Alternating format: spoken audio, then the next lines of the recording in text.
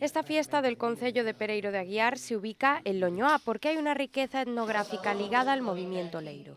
Y este año se dedica a la mujer. O esforzo que facía a muller, efectivamente, para trasladar, como se ve aí con gran pericia, pois as olas aos lugares de venta, ademais dese esforzo, ademais desa homenaxe específico, pois vamos a ter, evidentemente, a festa é moito máis, e creo que vai a sorprender agradablemente.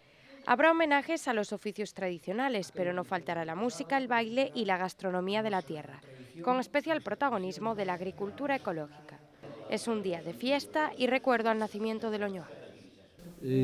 O que sí sabemos é quen fabricaba as pezas por a forma, que lle dan as pezas, pois é moi sinxelo conocelas, non?